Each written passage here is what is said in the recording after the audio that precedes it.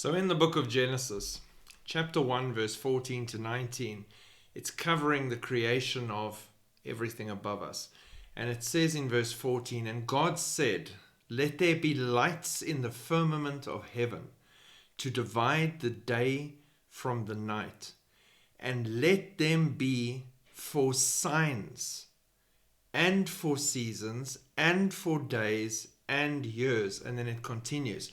The interesting point here that I want to draw your attention to is the first thing that "let them be" is for signs, then seasons, then days and years. If we'd created them, we would have said let them be for days and years and seasons.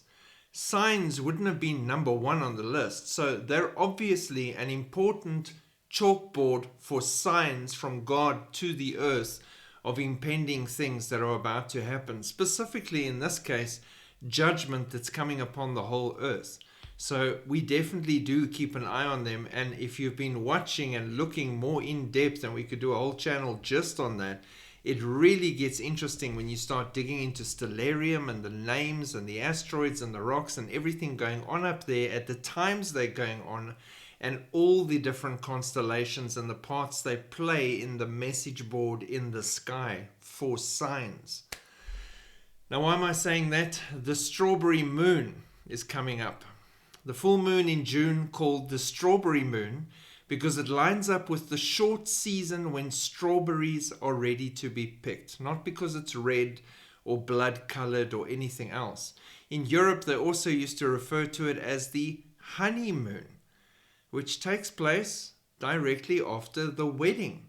Now that's interesting with the wedding theme and the rapture and the bride waiting for the groom and all these things. So here is this honeymoon / strawberry moon that's about to happen.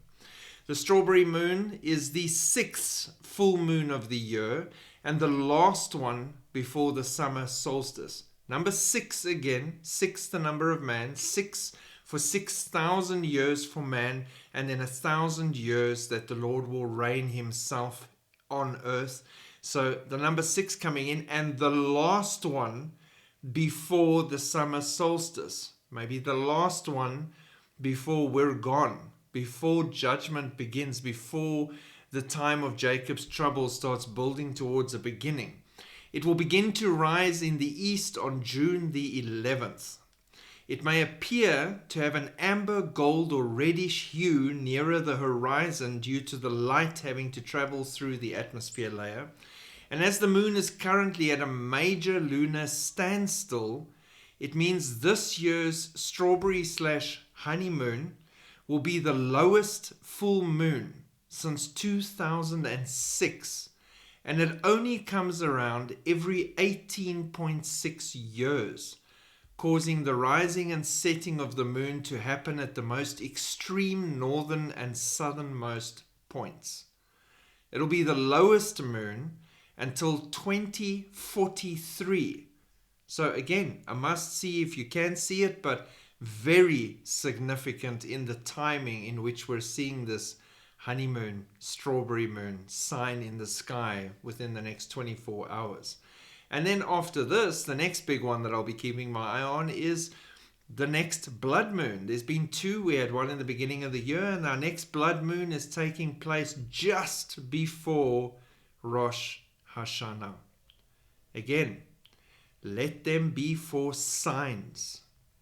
And here we're sitting at the very edge of our seats, awaiting the rapture harpazo moment to the Lord, and it could happen imminently. And we're seeing many, many signs. And we're watching, and we're awake, and we're eager, and we're excited.